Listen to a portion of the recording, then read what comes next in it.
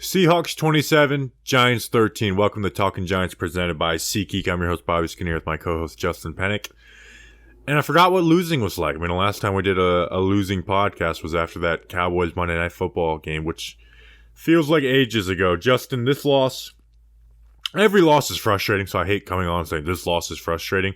I honestly think the Seahawks just look like the better team today. Like, they were very well prepared for what the Giants have put on film, and I thought they had just had answers, at least defensively, they had answers for everything we had on offense. Like, just everything. We'll go through it. Like, every little thing they did, whether it's stopping the run, whether it's getting to the Giants' bread and butter third down plays, whether it's, the play action, the Daniel Jones using his legs. They just had answers for everything, but you still had a shot. But when Richie James has 2 fumbles and puts 10 points on the board, you're not going to win the game. And that really was what it came down to.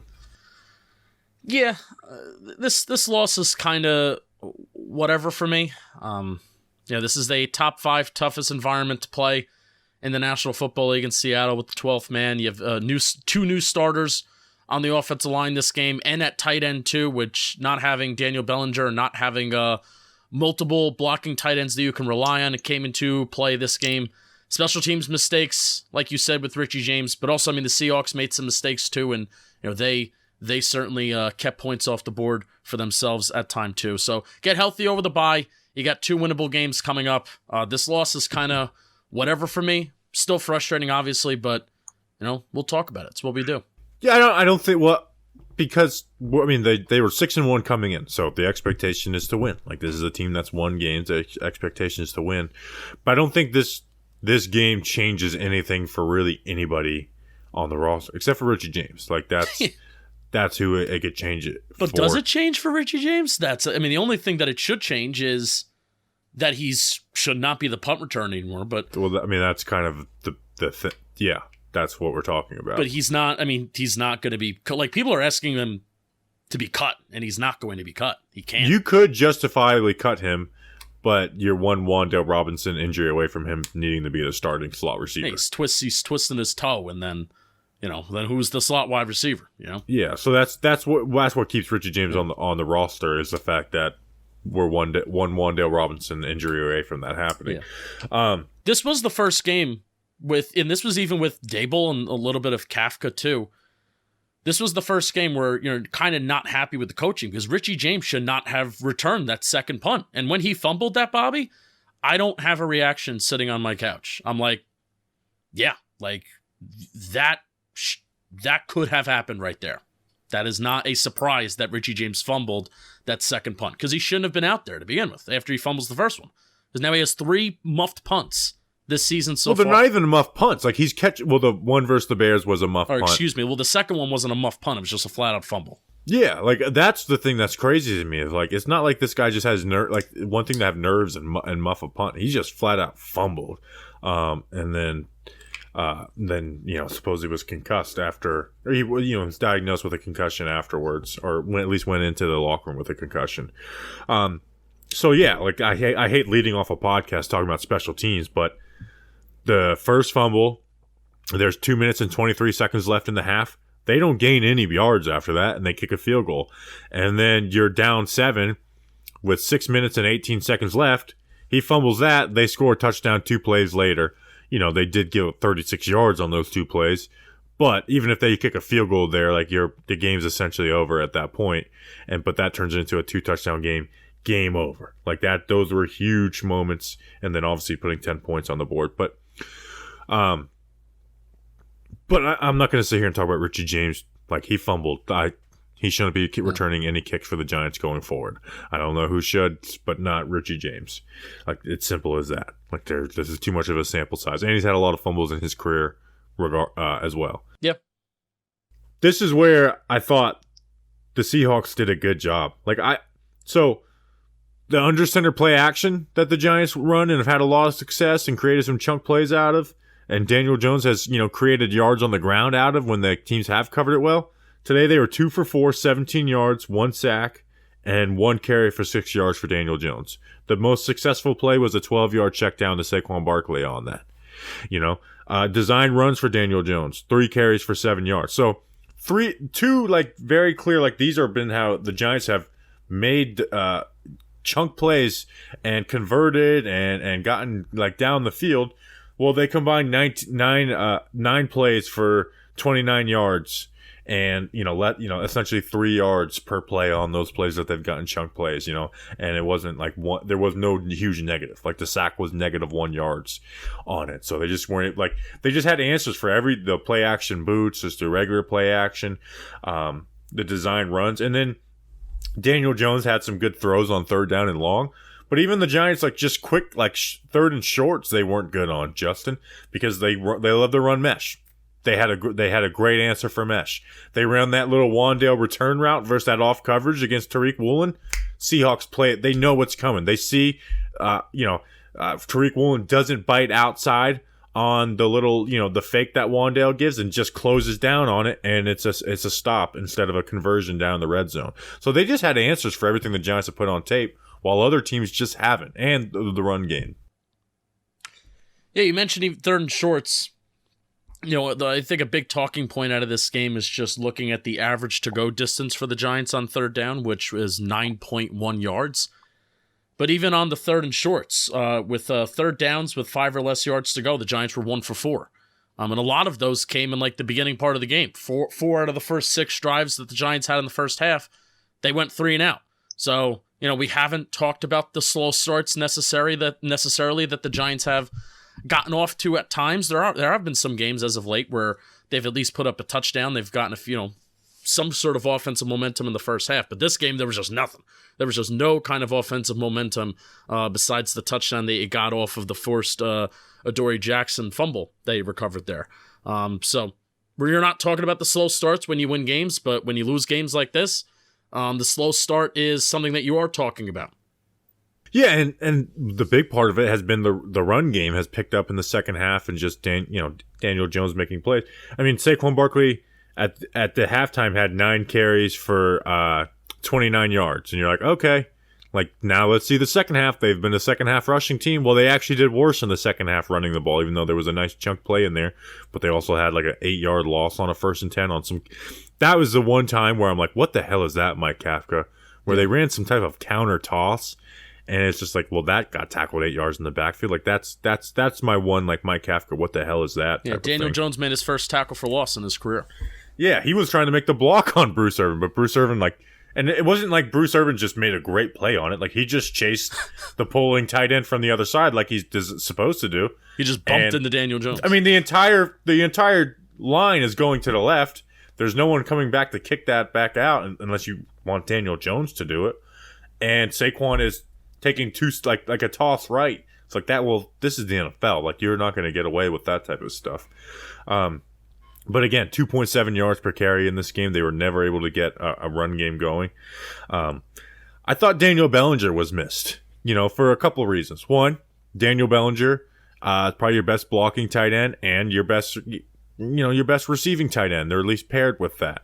I think he is a better receiver than Tanner Hudson, even though Tanner Hudson maybe have some, ability to stretch the field a little bit better than Daniel Bellinger. So they're not doing that in this offense. Yeah. They're not stretching their tight ends horizontally or really vertically in this offense. So. Yeah, just not the last drive of the game. Tanner Hudson had a couple garbage time catches.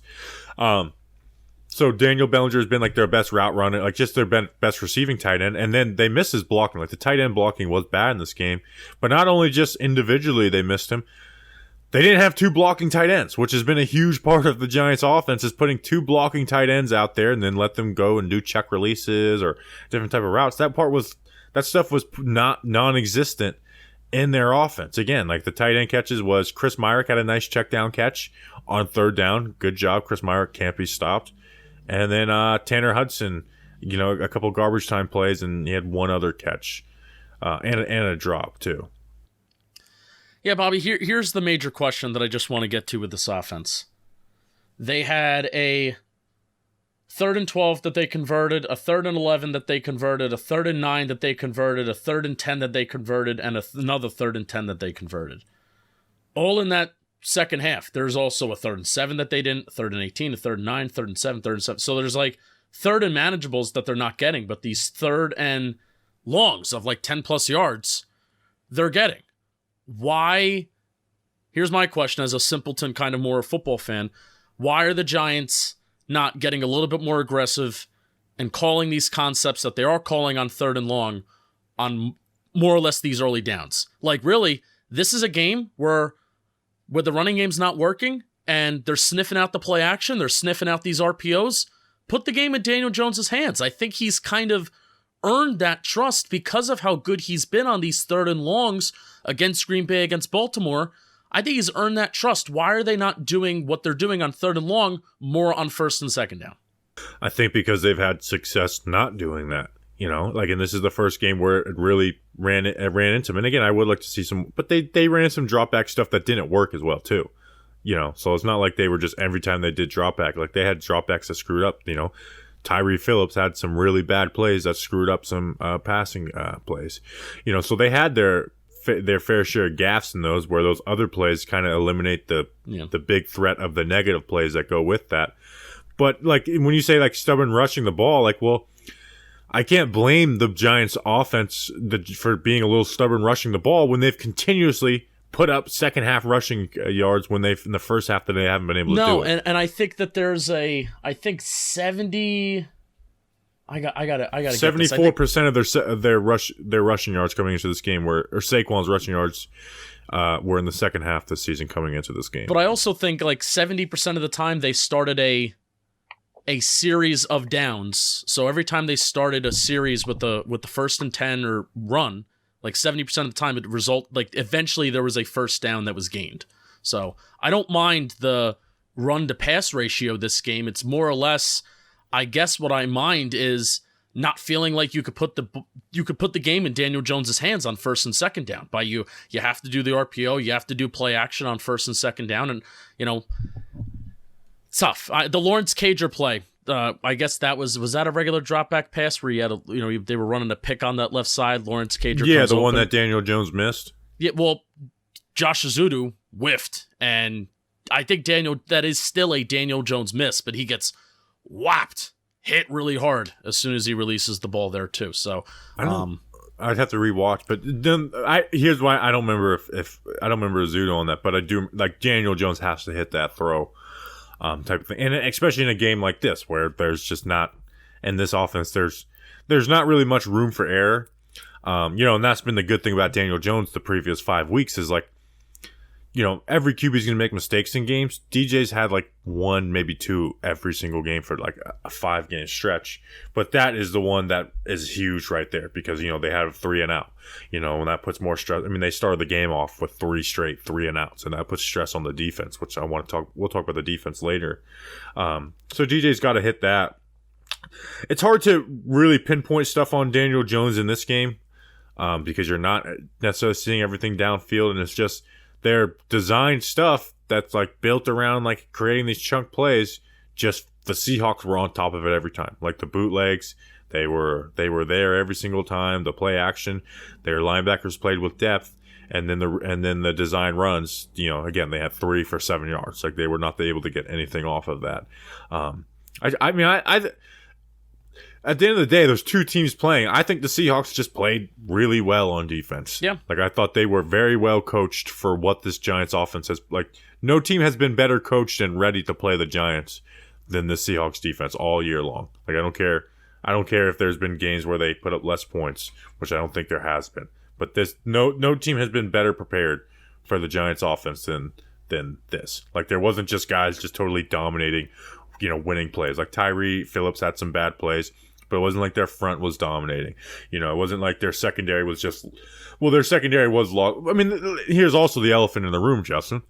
We just don't have guys at the wide receiver room. Darius Slayton is wide receiver 1, which was an issue that he was wide receiver for a time. He had 5 catches for 66 yards, so happy with Darius Slayton's play today. Some big third down catches. But at the end of the day, we are 8 weeks into this season, Justin. He's our only receiver with over 200 yards in this game. He's our only receiver, or only player on this team with over 200 receiving yards is Darius Slayton. He's at 233 now. Like, it's obviously an issue. I'm not sitting here banging on the table saying they got to go fix it. Like, we knew the Giants were not going to be a roster full of talent this year. but it's going to be an issue. And it's been an issue, and it's going to be an issue going forward. And again, certain issues that are there, but you don't talk about it because they're not winning. Daniel Jones, 4 completions of 10-plus air yards today, and I even feel like that's like where he's been. Like even in the games where we're talking about that he's been really, really good and really, really solid. Like that's just where this offense is at, and it's not necessarily a reflection on DJ. It's a reflection on the receivers. I don't really even think it's a reflection on Kafka and Dable because you can't tell me that Kafka and Dable coming from Kansas City and Buffalo don't want to throw the ball down the field.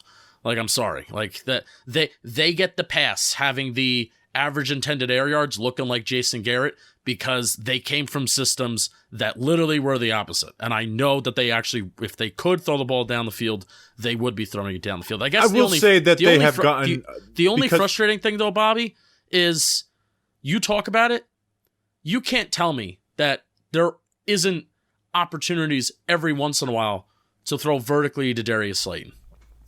Well, not even just vertically, like I will say, because they've had success, they have gotten comfortable. But like, you can still like, I don't care what, even Garrett, like you can test teams down the field.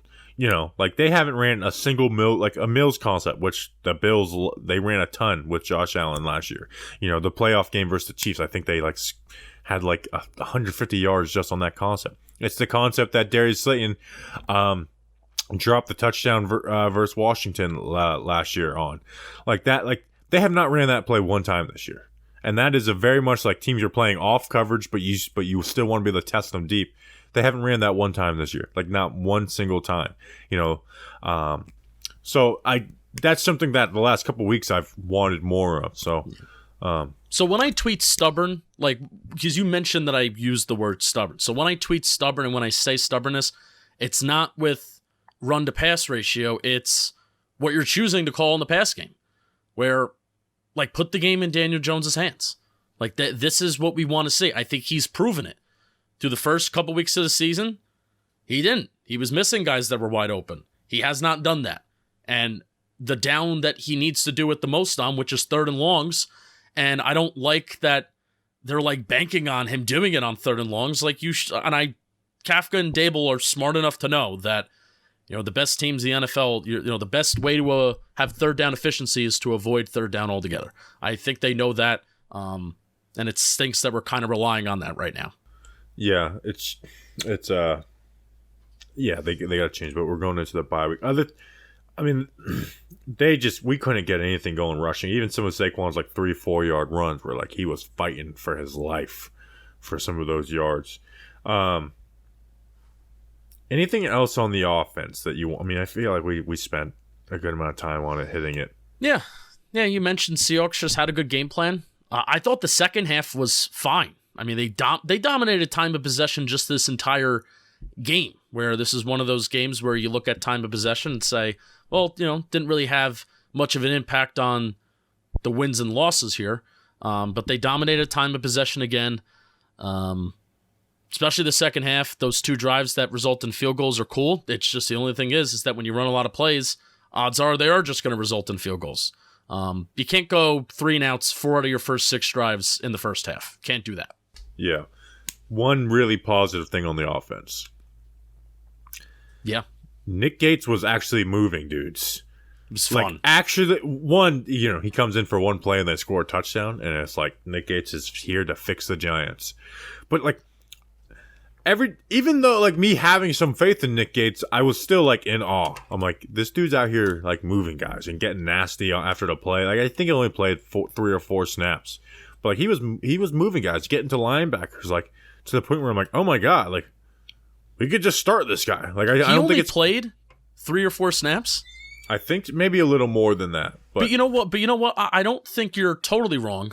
I definitely don't think it was 10 plus. But his impact was felt. His impact was felt. Whether it was during the play or after the play, where I'm like, Nick Gates is gonna walk out of the stadium in handcuffs because he's gonna punch someone in the face. Yeah, I'm now okay, yeah, we've tamed down the do you think Nick Gates can play this year? I'm like, Now I'm feed me with it. Yeah, I think Nick Gates can be a starter on this team this year. Like I'm almost ready to just say he's the swing tackle now. So that was very, very, very impressive. Like few snaps for Nick Gates, like where he was actually, he moved to, had a great down block, on the touchdown. He was getting to linebackers. The one play where he got into it and was like, getting ready to not fight the guy, but get into the guy's face. Yeah, he had a great job getting to the linebacker, and then Chris Myrick, who doesn't have these mistakes, Chris Myrick just totally whiffs on the kick out block. I don't know what was happening. And that's the thing. Here's my issue, like where you can have some issue where it's not just about talent or, the Seahawks being ready. There was some just really bad, like, miscommunication plays. Like, I almost think that toss play we said Saquon, it's like, I don't know how, like, this is so bad. I don't know if this is the way they called it type thing. And again, on the third down before the half, the receivers run just mesh. And Andrew Thomas, Tanner Hudson, and John Feliciano go block for a screen, and Daniel Jones is not expecting the block for a screen and just gets lit up by his blind side, and that's a third down sack. And it's just it's like what happened? Why did the offensive line think it was a screen, and DJ and the receivers think it was just a regular passing play? Like what happened? What happened on that? What's going on? So that's the type of stuff where it's like something's like that's where you can't have that type of stuff. You tried telling me before the game that the Seattle crowd wasn't going to play an impact in the game, and it did. No. They haven't had that type of miscommunication yet this year. I told you that before the game? You did. On our preview pod. You were like, Julian, did you listen to the preview pod? Yes.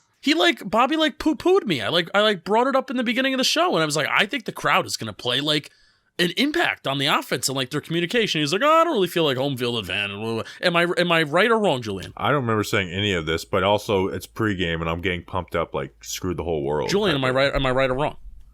I think technically you're right. I don't think the crowd affected the Seahawks to win the game, though. No, well, I didn't. Now you're putting words in my mouth, but I think it impacted the offense in terms of their communication. Bobby, I'm going to make a request on the O-line report this week. Number one, John Feliciano wearing long sleeves. Offensive lineman cannot wear long sleeves. He should be... Disagree. Why? Because wear whatever makes you feel comfortable in a game. No, they cannot wear long sleeves. So that's reason number one that Nick Gates should be at center. Like, I was like, there's more to being a center than just being good. I saw John Feliciano in long sleeves. That's it. And then number two, for the O-line report... can we have like a John Feliciano segment where we're kind of like you're talking about like I'm talking what's about the Feliciano future this Gates? week. Yeah, I'm talking about Feliciano this week. Cool. So let's talk about the defense first. This episode was brought to you by DraftKings. It's time for October baseball, and I'm betting on the action with DraftKings Sportsbook, an official sports betting partner of the World Series. Right now, DraftKings Sportsbook has a championship-worthy offer you can't miss. New customers can bet just $5 in any World Series game and win $200 in free bets if your team wins. What's the series right now in the World Series? 1-1. How about that? Want to boost your winnings? Check out DraftKings Same Game Parlays. Combine multiple bets from the same game for a bigger payout. The more legs you add, the more money you can win. By the way, I saw like the whole like the Astros player like looked like he was using sticky stuff or spider tack or whatever it was. And I'm like, I just don't have the effort, like the energy to just do like the Astros are cheating thing. Like just if they're cheating, I don't even care anymore. Imagine how our boss feels if you don't have the energy to care about it. Download the DraftKings Sportsbook app now. Use promo code JOHNBOY, speaking of which, and bet $5 to win $200 in free bets if your team wins. Only at DraftKings Sportsbook with promo code JOHNBOY. Minimum age and eligibility restrictions apply. See show notes for details. MLB trademarks used with permission. Bet on Ross Chastain to win the Cup championship at Phoenix. One of the craziest things I've ever seen in like NASCAR history. Too bad I don't care about NASCAR anymore. Oh, disagree. All right, the defense. How many more yards do you think the Seahawks offense had than the Giants offense that put up 27 points? Not many. I'm going to guess 47. 52. I told you before the show. Job. I told you before the show. I didn't listen to you. 277 yards. Yeah, but you knew the idea of what it was. No.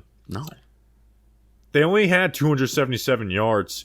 Like their rushing defense allowed 87 yards on 25 carries. That's 3.5 yards per carry. That's arguably the Giants' best game at rushing defense wise.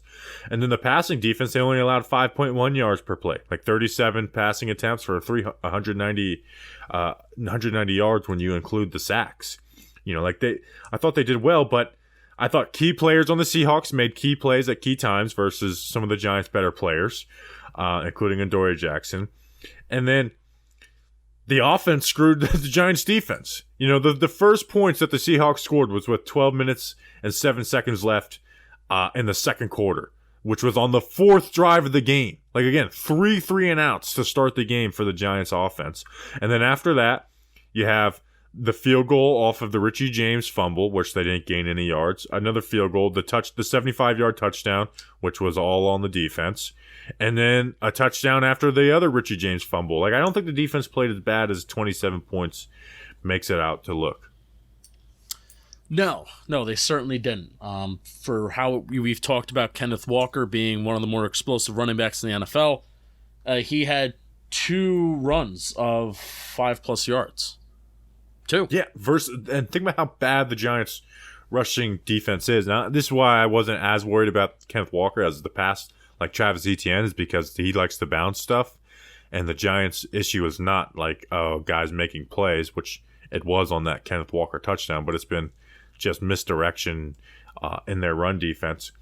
Like, they kept him bottled up again until essentially their last play, the defense last play of the game, they kept him bottled up, where he had that 60, and even then, like, he broke 2 tackles on that. It wasn't just like, the Giants have a bad run defense scheme, or linebackers aren't processing. Like, he broke a tackle and then broke a tackle of Xavier McKinney. Like, we're gonna have to live with Xavier McKinney being one-on-one trying to make a tackle.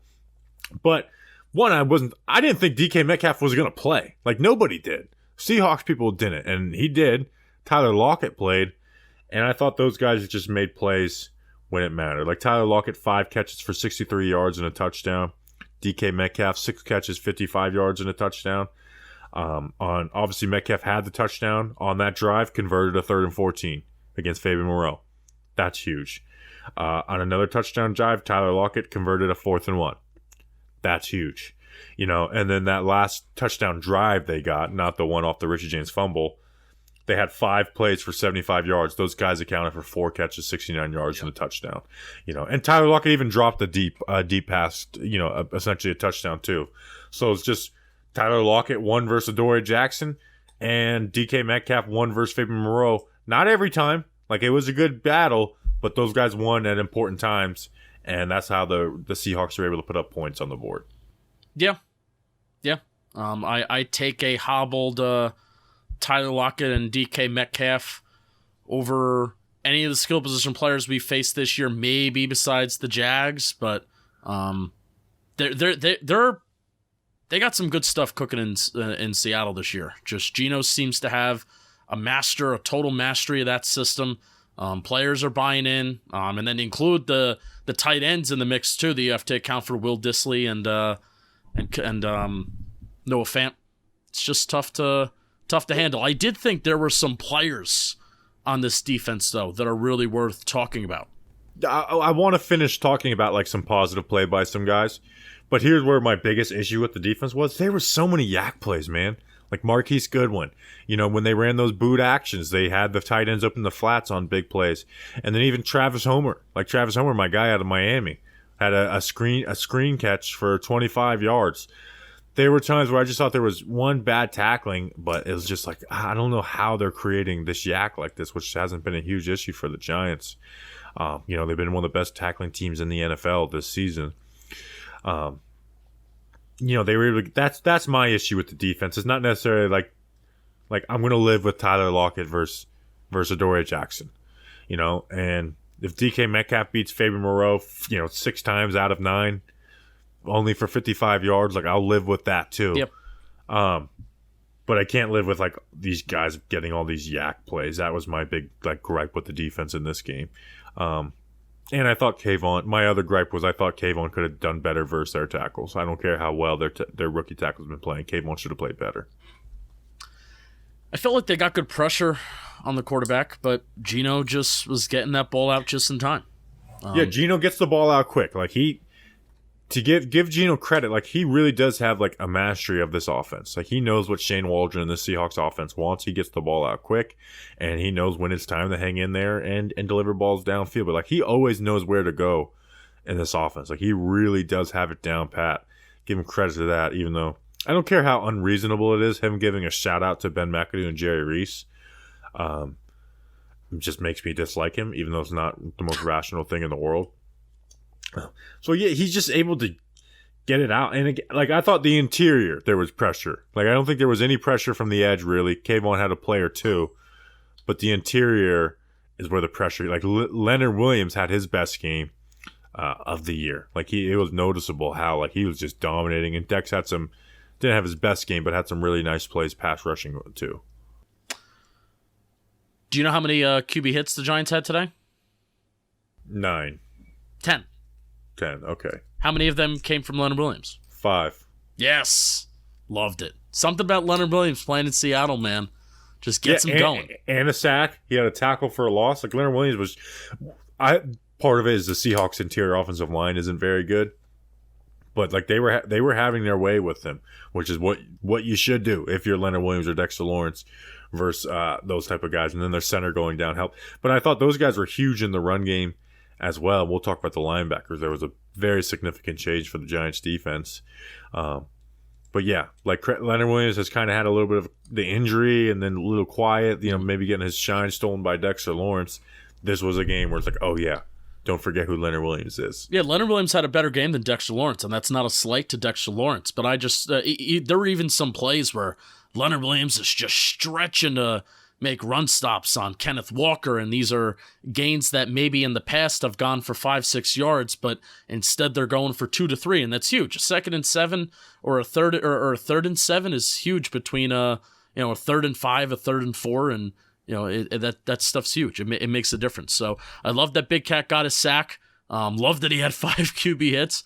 That's these are the games that we kind of expect from Leonard Williams. Even if you're not going to get home every single time, try and have an impact on the play. If Geno Smith isn't playing like a top 5 QB right now, maybe one of those passes is intercepted because you're putting pressure on the quarterback. So, Bobby, who led the team in tackles today? Julian Love? No. I'm looking it up right now. I was actually pulling up No, you can't look it up. Timon Fox led the team in tackles today. Julian Love also had 8. But yeah, Timon Fox I thought played well. For narratives, can you just let Timon Fox have it, you asshole? How many snaps did Timon Fox play to get 8 tackles? That's the crazy thing in this. And he had 2 tackles for loss. Yeah. He's good setting the edge in this Giants defense. Like he's besides Jahad Ward, like he's been the best like edge setter that's consistently played out from the edge group. There should be a play that it's counted as a pressure, not a QB hit, but hopefully it's counted as a pressure. I know PFF will count it. Maybe Pro Football Reference will count it. So Timon Fox was really, really fun. I think what Fox does well is he just rushes with a plan. And that's why he was able to get so many numbers at UNC, as long as he was there. It's like he just rushes with a plan, where a lot of guys are just rushing, and they're reacting. Like he's got an idea, like, okay, if he does this, I'm gonna like even last week versus the Jaguars. Like he had a nice spin move and QB hit on Trevor Lawrence. So he just he rushes. Sorry, I pulled up ESPN and they are playing ads in the background. I'm like, who is that in the background? ESPN. We're talking rookies, Timon Fox. First of all, they moved Jalen Smith to the Mike linebacker, and we saw the rushing defense be better. I'm not going to give all that credit to that, Justin. But I thought Tay Crowder, when he did play, looked better as the will linebacker, which is what we've always said. Now, maybe we play a better team, a better rushing team, better run blocking team. Maybe not even just better rushing team, because the Seahawks are good rushing, but a better run blocking team. And Jalen Smith can get exposed as a Mike. But Tay Crowder looked better as a will linebacker. Micah McFadden, like I was watching him today, and he looked really good. So he had 4 tackles. He had the sack on Charles Cross, which was like an actual pass rush. A lot of times linebacker sack stats don't really matter because they're usually being schemed free. Like, no, he just flat out beat Charles Cross in a pass rush move. And he beat him around the edge, too. Like, he ran around him. Yeah. He had a QB hit. He had a tackle for a loss. And in coverage. And this is where I think Micah McFadden can really make his money because he's not the best just taking on blocks type of linebacker. Is he has a much better idea for route recognition and concepts than Tay Crowder and Jalen Smith. You know, where those guys are better just kind of spot dropping, and Jalen Smith can be actually pretty damn bad in coverage, which he's been this year. Micah McFadden, he sees what's happening. Like, he sees, like, okay, this guy's running a drag. I got to play that for a second, but then I got to bounce back out, and there's a stick and nod. I got to get underneath that. You know, and there was a time where I was watching him in coverage, and he forces Geno to run the ball, to tuck the ball and run for 4 yards. You know, like those type of plays are huge, and those plays will turn into sacks eventually. You know, that's something when I did this film breakdown of Indiana, it's like, this coverage play just turned this into a sack for Indiana because of him shutting down the progression. So, like, that was pretty exciting out of him. And he's going to continue to play. They drafted this cat for a reason, and he's going to continue to play. And neither Jalen Smith or Tay Crowder have done enough to keep him off the field.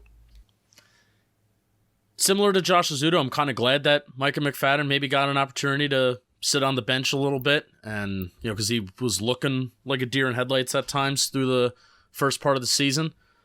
So now that he had that time, had a fun game today, was even doing things that he was doing in training camp too, where we saw him take like legit pass rushing snaps where he was going up against a tackle. Those are things that we saw in training camp and manifested and came true today with the sack and a QB hit, which was really, really fun.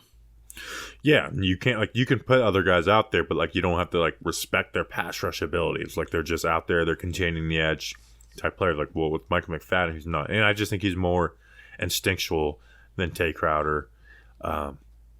Is where Crowder's kind of just got to see it to go, which fits a lot better Will linebacker. But I think Micah McFadden just has better instincts for the linebacker position. Yep. Is there anything else on defense that you really wanted noted? Xavier McKinney gets his first sack of his career. Yeah, that was the first of his career. Yep. That was a good scheme call by Wink Martindale. So I'll be interested to go back and watch all 20. I hate to be in the watch the tape type of guy, but like I want to see. Yeah. But I do want to see some stuff like that. Why don't you read an ad? Because there's something else I want to talk about. Julian Love, I thought, had a really good tackling game, at least. Led the team. Excuse me? Led the team. I'm looking at the game book. He has 7. Leonard Williams has a combined 8. Timon Fox has a combined 8. I will... no, here's what you can say. Oh, so Leonard Williams was the leader in tackles? Timon Fox leads the team in solo tackles with 6. And you cannot refute me in that. I got Julian Love right in front of me with 6 solo tackles. Where are you looking? ESPN. I'm looking at the NFL game book from NFL.com. I'm going to have to check the tape. ESPN can kick rocks. Julian's been laughing his ass off hysterically on the side here. It's a shame. Leonard Williams had 8 tackles and a sack, so that kind of like 9 tackles. Anyways. It's a shame we don't have a producer camera. All right, CSG. Julian, you have any sports cards? I do. I have a Michael Jordan card that yeah. I could quit this job. It's worth so much money. Well, how do you even know that it's worth anything? Because you got to go. It's worth $8 an hour? You got to go to CSG. They're an expert and impartial third-party authentication and grading service for sports cards. And after grading sports cards, they're encapsulated in archival, durable, and crystal clear CSG holders that protect and preserve. 2 P's that you like in the world. Protect and preserve. Every CSG certified sports card is backed by the CSG guaranteed of authenticity and grade, which is the strongest in the industry. And Julian, if you really are in a jam and you got to get some money for your Michael Jordan card, CSG consistently has the best turnaround times and pricing among the leading third-party sports card grading services. Right now, prices are 20% off for grading. Promo code gets you $15 off yearly memberships, and this offer expires the last day of the year, December 31st, 2022. Grade your sports cards with CSG. Get $15 off yearly memberships with promo code GIANTS at csgcards.com. You'll be glad you did. Did you notice Nick McLeod was playing nickel corner a little bit? Like, Darnay played a good amount, but Nick McLeod like started the game as a nickel corner. That's kind of interesting, where we've never really thought about outside guys moving in at like a McLeod. Like a McLeod. He's 44, right? That's a weird number. That's a weird number for corner. Yeah, that's my observation. I don't know why teams don't try and pick on Darnay more. Like, I really don't. Because he's just struggled in man coverage. Like, even there's times where they didn't throw the ball to him. But I guess it's just teams want to get to their best players on third down. But it's like, man, I don't care who. Like, I would be looking to target Darnay on double moves every third down if I was an opposing offensive coordinator. I agree. And they just don't do it. But a part of that is the pressure getting to them with some of the cover zero looks. What were the Seahawks on third down today? Like, let me pull it up. Julian, do you have those numbers? No, I got it. They were okay. only 3 of 13. Like, we were good on third. Like, the Giants showed up on third down. The 3rd and 14, the DK Metcalf, that's tragic. But overall, it says 27 points that the Giants gave up, and they did give up 27 points. But I really don't think the defense, like, this was one of their better yardage per play game. And in fact, I'll go and look it up. Might be one of, like, not better than the Panthers, but they did pretty damn good. Also, I'm looking at it now. The attendance, the capacity is 68,740. We gonna get conspiracy theory right now? The attendance is 68,921. How could they have 200 more people than capacity in there? We're getting conspiracy theory at the 42-minute mark of Talking Giants. It's a shame they pumped that noise in there. Yeah, Paul Dottino posted a video before the game, very loud before anybody gets there. And I'm like, yeah, that is loud.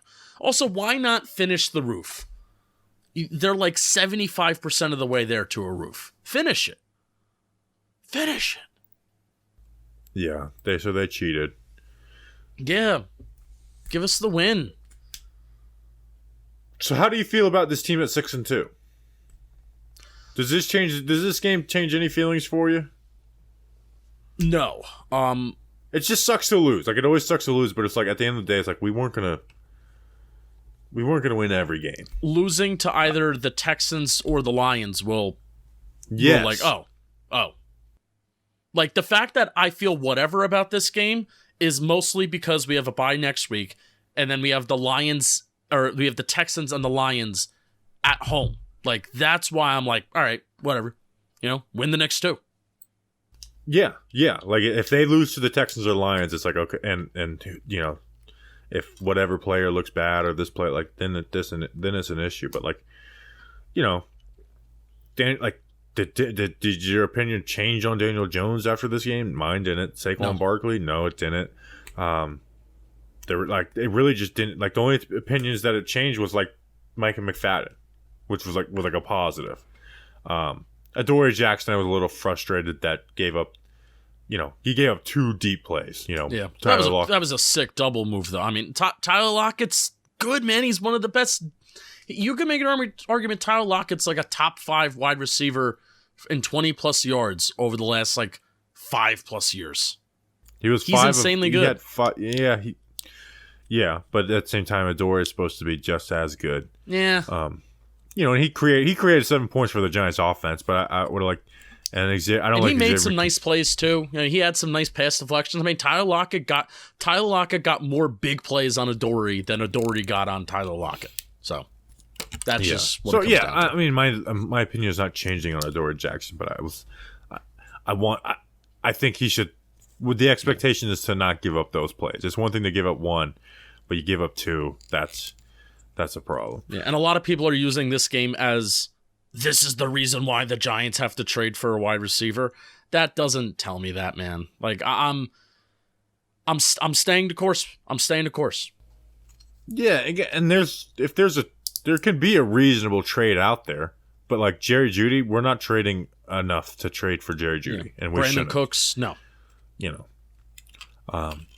Unless there's like a surprise, like a guy who's like, this guy will be our wide receiver 1 for the next 5 years. Like, the only one you can make the case for is DJ Moore. It's the only one you can make the case for. And you're giving up a 1st-round pick for DJ Moore. Yeah. But you can make the case that, like, we're going to have a pick in the late 20s. let's get DJ Moore, who's really good. No. Again, I mean, there's so many good wide receivers in the draft, man. I know it's the draft, and it's not fair to do to do this to this year's team. They deserve more of a shot. I don't buy into that. I don't buy into that either. No, the guys in that locker room believe in the guys in that locker room. They're not. Darius Slayton, Wan'Dale Robinson, Marcus Johnson. They're not going to be mad that the Giants didn't add anybody this trade deadline. They're not. Yeah, that's again, my only trade. If I were to make a trade, it would not even be like I said, it would help this year, but it would be like, this is because we want this guy on our team long term. Yeah. Which I don't see I don't see the Giants having the ability to give up enough for anything that would make sense. And the only true blue wide receiver one that's available is DJ Moore. Yeah. It would have sucked. It would have sucked not having a wide receiver one if we were 2-6 as well. Except the only difference now is that we're 6-2. Like this is a reality that we kind of knew if Tony was not going to be, which Tony is not here anymore. Goodbye. And Kenny Golladay is also a ghost of whatever. If we knew those realities. Thank God they didn't cut Slayton. Yeah. When people saying like, "Oh, you don't pay," anyways, I'm not going to revisit. Colin Johnson. Colin Johnson would have saved the season. It actually would have made a difference. Don't play that down too much. A huge difference. That's not an exaggeration. All right, but it might have stopped them from playing Darius Slayton quick enough. All right, that's an episode. We'll be back on Thursday. So scheduling, because it's a bye week. We'll be back Thursday for the mailbag pod. And then we'll be back twice, Monday, and then a regular preview pod the following week. I don't know what we're doing for the Monday show. Every year we've done a collab with another show. The first year was actually with Justin and Bleeding Blue. Then we did Entertainer and Mike Too Nice. And then last year we did with NYG Weekly. I don't know what we're going to do this year. But we'll figure something out. And the midseason mock draft, where the Giants are going to be picking like 28th, which will be... nice and fun. So let's interview Julian's mom. O-line report, film review. People, no real complaint. There was one complaint about the Good Morning video today. I'll read the comment. Did it even show a dead bird? No, it was just talking about it on the news. It didn't even show it. It was just a news report. Also, it's the same one as last year. 2 years ago. I don't know why y'all feel the need to post something about a dead animal of the opposing team each week. Like, why would you show a video of someone shooting a jaguar last week? I like the rest of y'all's content, but this has to stop, please. Like, well, it's not going to stop, my brother. The only way to stop it is to make the Giants just be losing and me not caring about making funny stuff. So you should hope that it doesn't stop, my friend. Correct. So you didn't answer my question. Can we interview Julian's mom? Because I think she is a rising Giants content creator. I would say no to that. I didn't ask you. I did think today's video was the best one by far. And if my mom saw it, she probably would have felt the same. But I don't think she's been on Instagram today. Send it to her. Like, what's your thoughts on this? I'll get back to you on that. And would you want to be interviewed on Talking Giants and give your thoughts on the Giants season? I won't ask her that. Right. Well, I'm asking Bobby. Bobby, would you be willing to do that? No. Yes. Oh, tough. We'll figure it out though. Maybe we'll do something with Entertainer again. We'll figure it out. All right, we'll be back on Thursday. We appreciate you guys. We'll see you then. Until then, let's go Big Blue.